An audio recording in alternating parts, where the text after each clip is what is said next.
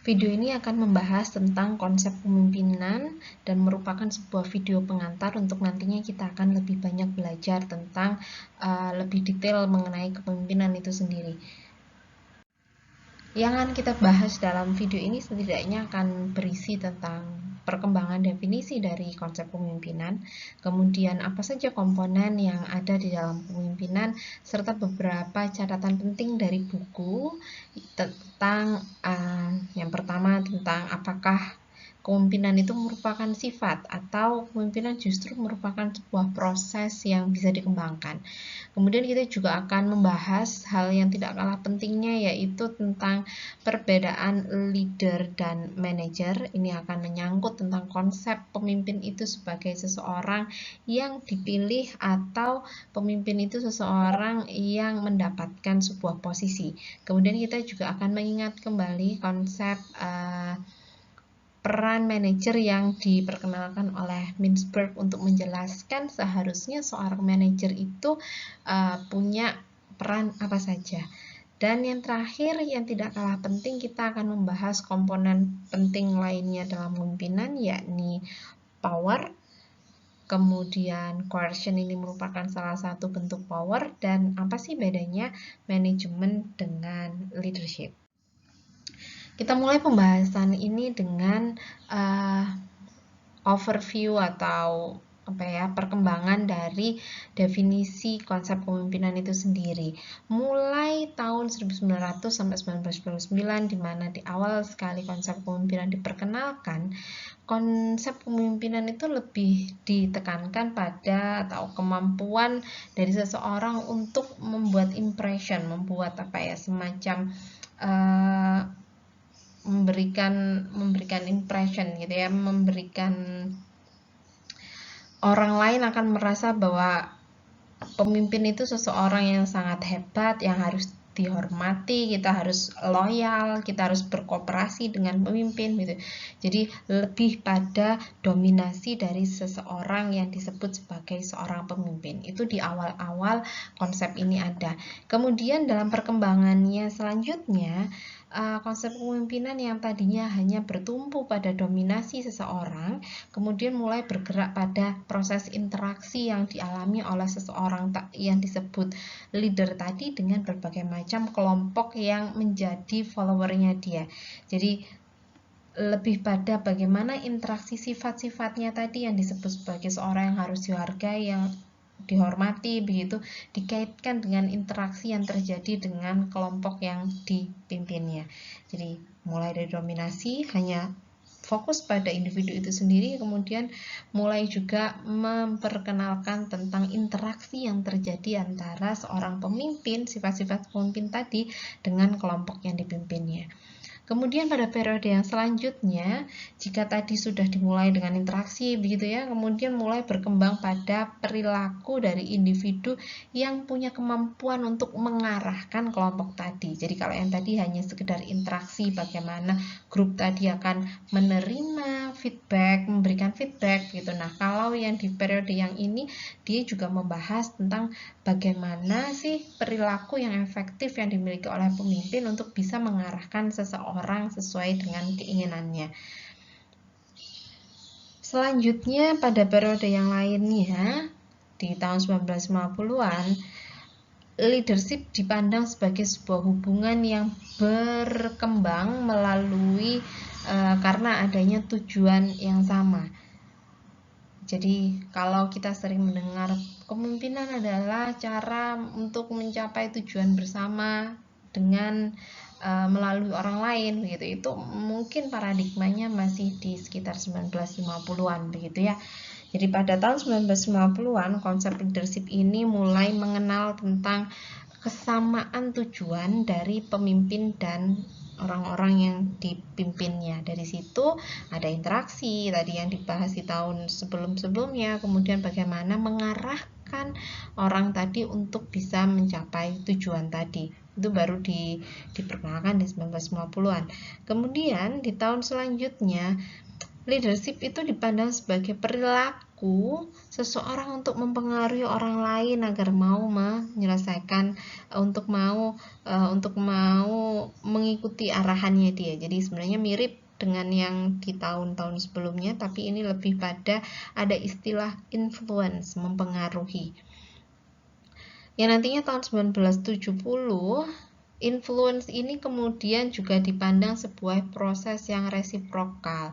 Jadi ada kaitannya saat ada hubungan sebab akibat di situ, jadi lebih pada transaksional antara leadership dan follower. Kemudian di tahun 1980-an ini digabungin, mulai jadi banyak teori-teori yang berkembang, mulai menjelaskan tentang kaitan semuanya tadi, mulai dari influence yang dimiliki oleh pemimpin, sifat-sifat yang dimiliki, kemudian bagaimana pemimpin tadi bisa mentransformasikan perilakunya tadi untuk bisa mempengaruhi orang lain. Kita nanti akan mengenal ada yang namanya transformational leadership, transactional leadership, itu mulai berkembang di tahun 1980-an ini. Dan yang sekarang di era di abad 21 begitu ya, yang saat ini leadership itu lebih dipandang sebagai sebuah proses di mana individu itu ternyata akan memberikan pengaruh untuk perilaku untuk kelompoknya karena dia punya keinginan yang sama, common goal, tapi dia sebenarnya di dalam konsep yang kita kenal sekarang itu tidak mengembangkan sebuah konsep baru tentang kepemimpinan. Dia hanya menjelaskan bagaimana interaksi-interaksi ini akan bisa menjadi sebuah proses yang berkesinambungan begitu. Jadi kalau tadi di awal kita masih parsial begitu ya menjelaskannya, di awal cuma ngomongin trait, kemudian ngomongin interaksi, ngomongin perilaku begitu pada periode-periode tersebut. Pada periode yang saat ini berkembang, kita tidak membuat sebuah konsep baru lagi tentang kepemimpinan, tapi kita memperkenalkan bagaimana interaksi dari semua hal yang tadi menjadi komponen kepemimpinan itu untuk membentuk sebuah proses yang membentuk seseorang menjadi pemimpin begitu. Jadi itu yang kita kenal dengan konsep leadership. Jadi kalau saat Anda ditanya konsep leadership itu apa, sebenarnya itu tadi beberapa komponen-komponen penting itu yang harusnya bisa Anda jelaskan. Dari berbagai macam periode tadi, urutan periode tadi, kita bisa sebenarnya mengkompres begitu ya, merangkum leadership komponen itu apa aja. Jadi leadership merupakan sebuah proses gitu ya, proses bagaimana kita berinteraksi, bagaimana kita mengaitkan trait, bagaimana kita memunculkan behavior untuk bisa mempengaruhi orang lain, itu adalah sebuah proses. Dia tidak instan, tidak serta-merta langsung terjadi, tapi ada proses di situ. Dan di dalam proses itu pasti ada yang namanya influence, mempengaruhi orang lain untuk bisa mau untuk melakukan apa yang diinginkan. Jadi ada proses influence di situ, ada proses, kemudian di dalam proses tadi pasti ada saling mempengaruhi. Dan kemudian kalau kita bisa petakan tadi, sebenarnya konsep-konsep leadership tadi juga ngomonginnya pada grup. Walaupun sebenarnya nanti kita juga akan belajar level leadership gitu ya. Level leadership itu dimulai dari self leadership gitu ya. Kalau ngomongin self leadership berarti it's about an individu gitu. Itu terkait satu orang gitu, di internal orang itu. Tapi ternyata sebenarnya self leadership sendiri nantinya juga akan berpengaruh terhadap level-level leadership yang lainnya. Jadi that's why komponen leadership itu juga pasti akan terkait dengan kejadiannya, akan terkait di dalam sebuah kelompok begitu. Dan yang jelas pasti ada common goals. Kalau tadi kita lihat pada setiap periode tadi itu ada banyak hal yang pasti ngomonginnya adalah shared goal atau common goal begitu, itu pasti ada gitu. Jadi komponen leadership adalah sebuah proses. Leadership adalah proses mempengaruhi orang lain. Leadership adalah kaitannya dengan kelompok atau berinteraksi dengan individu lain, dan ini pasti akan melibatkan sebuah common goals. Pada buku yang lain itu juga dijelaskan beberapa unsur leadership gitu ya, unsur penting dari leadership. Jadi leadership itu akan melibatkan influence, sama kayak seperti tadi, leader dan followers. Kalau tadi disebutnya grup, ini lebih ngomonginnya leaders dan followers. Kemudian ada organizational objective atau yang tadi sama juga seperti common goals begitu, karena kita ngomongnya konteksnya adalah kelompok orang yang sama dalam organisasi, ya ngomongnya organizational objective gitu ya. Kemudian itu kaitannya sama people, dan yang jelas ada yang disebut dengan perubahan. Jadi perubahan itu pasti akan ada di dalam proses leadership tadi. Leadership, kenapa ada leadership? Pasti karena orang itu ingin adanya sebuah perubahan begitu ya. Oke, ini adalah penjelasan dari komponen-komponen tadi. Ada organizational objective, leaders, follower, influencing change, dan people. Itu adalah unsur utama yang harus kita pahami agar kita lebih mudah menginterpretasikan konsep-konsep aplikasi konsep leadership ini dalam bidang kesehatan. Nah, kemudian ada juga beberapa buku yang menanyakan tentang sebenarnya apa sih leadership itu trait, apa dia sebuah proses begitu ya. Kalau kita menganggap kepemimpinan itu adalah sebuah trait, maka kita bisa memastikan antara leader dan followers itu tidak ada interaksi yang terjadi. Jadi leader itu menunjukkan berbagai macam sifat yang dominan yang dimilikinya, kemudian itu akan mempengaruhi dari followersnya. Jadi makanya trait approach di dalam konsep kepemimpinan itu munculnya di awal-awal sesuai dengan perkembangan definisinya tadi ya. Di awal tadi kan definisinya lebih pada kepemimpinan itu adalah dominasi dari seseorang begitu. Nah, dominasi dari seseorang itu merupakan pengejawantahan dari sifat-sifat yang ada di dalam pemimpin itu sendiri. Jadi kalau kita ngomonginnya trait leadership, itu pasti akan ngomongin sifat-sifat dari pemimpin yang bisa mempengaruhi followersnya. Di lain sisi, kita juga paham dengan proses dari leadership. Leadership sebagai proses itu kita akan ngomongin bahwa karena kita ada proses mempengaruhi orang lain, pasti ada interaksi yang terjadi di situ. Jadi makanya disebut sebuah proses karena ada interaksi.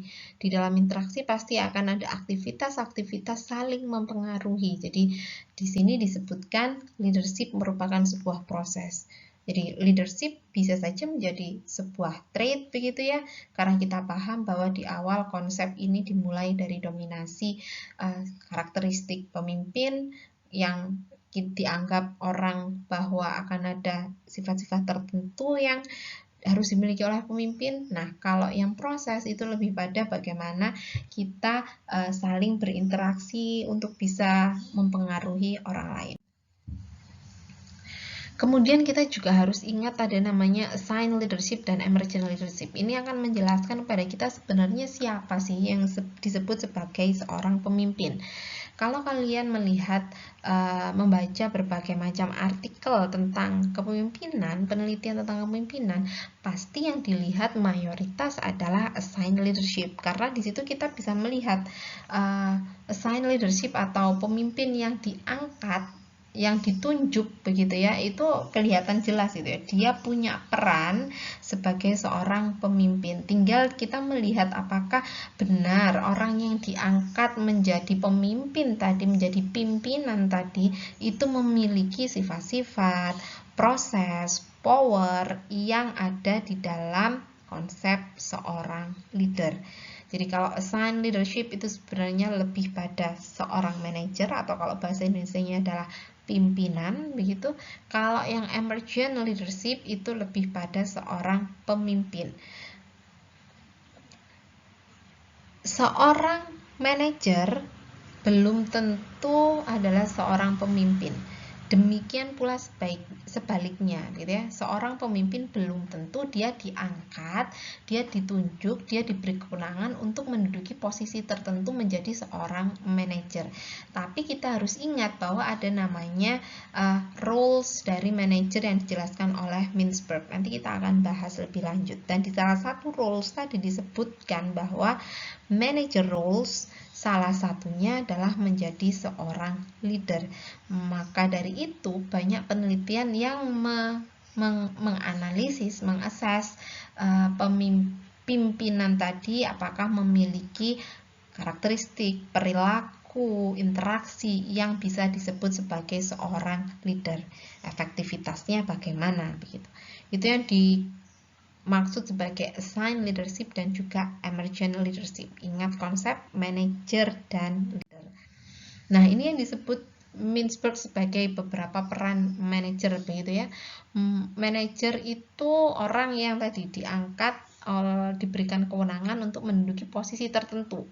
Tapi dia belum tentu leader. Tapi menurut Mintzberg, seorang manajer yang baik pasti akan memiliki peran untuk menjadi seorang leader. Dan itu ada pada konsep interpersonal roles.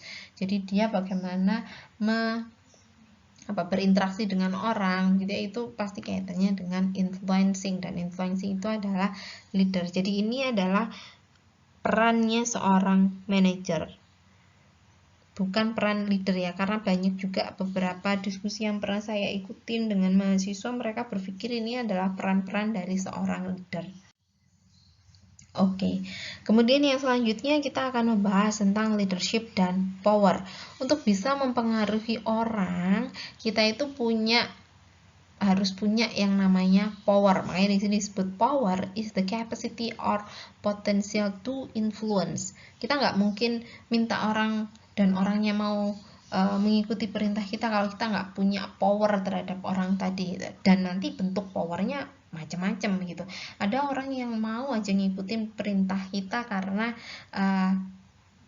dia memang suka banget sama kita gitu. Mungkin dia berpikir wah pinter ya orang ini gitu, dia akhirnya mau. Tapi ada juga orang yang mengikuti perintah kita karena kita adalah orang yang nanti kalau kamu nggak ikut aku nggak tak kasih reward, akan ada punishment begitu. Nah, itu juga bentuk power. Jadi nanti kita akan bahas tentang macam-macam power tadi. Domain power sendiri itu sebenarnya mulai berubah begitu ya. Di salah satu buku disebutkan bahwa awalnya power itu dilihat ada pada seorang leader. Jadi power itu sebenarnya kenapa kok ada power? Karena dia adalah seorang leader, dia pasti punya sesuatu yang bisa menggerakkan orang gitu. Tapi kemudian budaya berubah, informasi semakin mudah didapatkan, sehingga leaders power tadi mulai bergeser juga ke followers. Misalnya pada kayak ke akuntabilitas gitu ya. Kita kan sekarang bisa nih tahu bahwa habis dinilai pemimpin tadi kualitasnya begini-begini begitu ya, jelek gitu. Nah, dengan kemudahan akses tadi bahwa kita tahu bahwa pemimpin yang tadi itu orangnya begini loh. Nah, pemimpin akan berpikir 2 kali untuk bisa menggerakkan orang tadi gitu, karena powernya bukan lagi ke dia gitu. Kalau dia ketahuan dia tidak akuntabel gitu kan, followernya juga akan tidak mau mengikuti dia. Jadi that's why disebutnya powernya itu sekarang mulai sedikit berubah, bergeser juga ke arah ke followernya. Dan yang saat ini konsep power itu sendiri juga mulai berkembang pada dyadic relationship. Dyadic relationship itu ngomongin tentang exchange dari satu orang dengan orang lain, bahwa sebenarnya saya dan follower, leader dan follower itu punya sesuatu yang ditransaksikan gitu. Dia mau jadi follower saya karena dia butuh sesuatu dari saya. Saya menjadi leadernya dia karena saya juga butuh dia gitu. Jadi di situ makanya muncul juga konsep dyadic relationship. Jadi ada hubungan timbal balik yang terjadi antara follower dan leader. Oke, mari kita lihat ini adalah beberapa konsep six base of power ya. Jadi macam-macam powernya. Kalau kita lihat dari posisinya, kita bisa membedakan menjadi dua, begitu ya, personal power dan position power. Kalau position power itu power tadi bersumber dari posisi atau jabatan yang dimiliki oleh seseorang. Makanya di sini isinya ada macam-macamnya kan, kayak misalnya legitimate power, reward power, coercive power, information power. Itu cuman bisa dimiliki oleh seorang pemimpin kalau dia punya posisi atau punya jabatan untuk menggunakan power-power tadi. Kalau dia sudah turun dari jabatan tadi, dia nggak punya power lagi, dia nggak bisa kasih reward, dia nggak bisa kasih punishment, dia nggak bisa kasih informasi, dan dia nggak kasih legitimate gitu ya, nggak kasih job authority ke orang tadi gitu, kalau dia tidak berada pada posisi tadi. Berbeda dengan sumber power yang lain di personal power. Kalau di personal power itu lebih pada powernya itu didapatkan dari individu gitu ya. Makanya di sini ada referent, ada expert. Orang mau ngikutin kita karena mereka berpikir perilaku kita baik, makanya dia kagum sama kita gitu ya. Atau expert power, mereka berpikir, follower kita berpikir bahwa oh kita ini adalah orang yang punya wawasan sangat luas, apa yang kita ucapkan mungkin itu adalah hal yang bijak begitu, sesuatu yang penuh dengan makna gitu ya. Itu makanya disebut expert power. Dan personal power ini tidak akan hilang walaupun misalnya seorang manajer itu turun dari jabatannya. Oke, ini adalah contoh jenis-jenis power tadi. Nanti Anda bisa analisis sebenarnya mana sih yang cocok, yang cocok pada kondisi yang Anda temui. Kapan saya akan menggunakan position power, kapan saya harusnya personal power, dan apakah saya saat ini saya sudah mengembangkan yang disebut dengan personal power.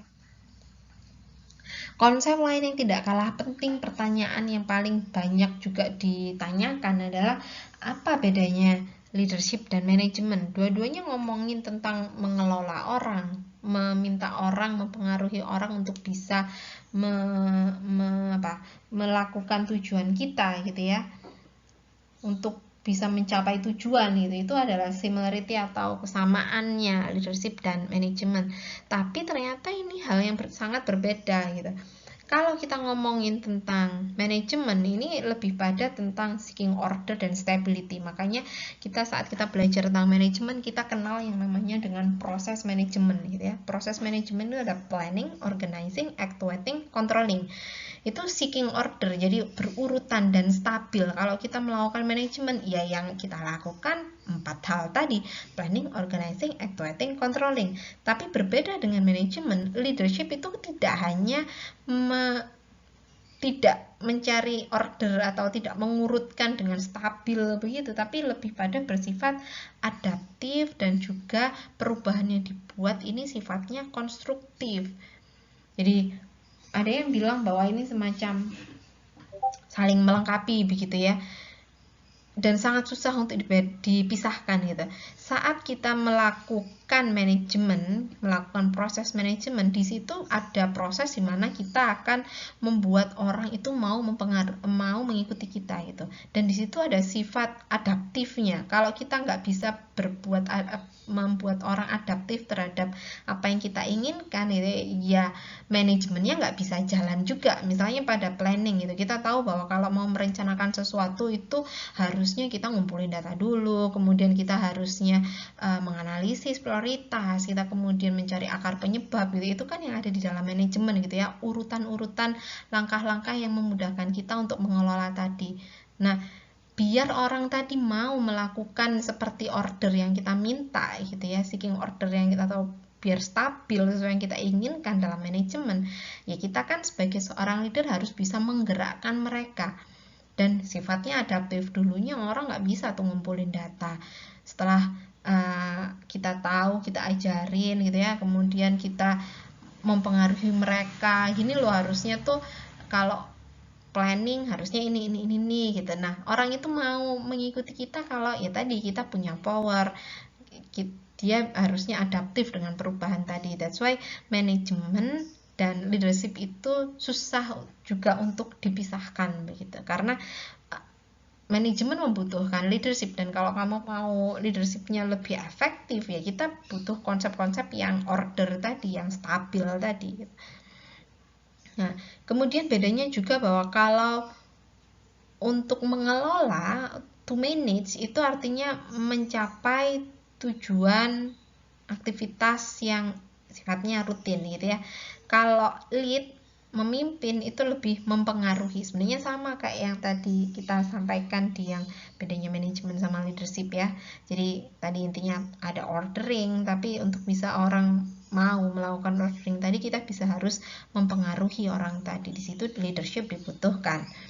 Dan yang paling sering kita dengar kalau manager itu do things right, sementara kalau leaders lebih pada do the right things. Jadi itu kira-kira bedanya leadership dan manajemen, tapi yang harus kita garis bawahi keduanya akan sangat susah dipisahkan karena saling melengkapi.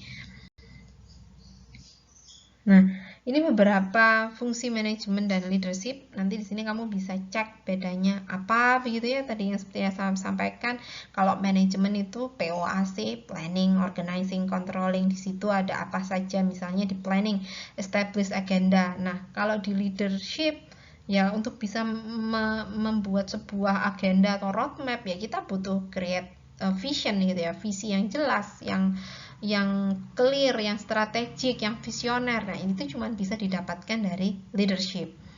Nah, kalau cuma manajemennya aja ya berarti ya kita cuma akan tahu tahap-tahapnya bahwa kita akan harusnya melakukan agenda itu apa aja gitu ya. Tapi kalau biar itu efektif dengan baik gitu ya, kita kan harus punya leadership tadi. Jadi ini tabel ini menunjukkan contoh yang tadi saya sampaikan, manajemen dan leadership itu saling berkaitan. Oke, jadi saat manajer terkait mempengaruhi orang lain untuk mempengaruhi tujuan tadi, untuk mencapai tujuan, yaitu di situ ada peran leadership. Saat seorang pemimpin melakukan perencanaan, organizing, staffing, controlling, POAC tadi, berarti mereka melakukan proses-proses dari manajemen. Itu yang mungkin bisa mempermudah apa sih bedanya leadership dan manajemen. Baik, terima kasih atas kesediaannya menyaksikan video ini.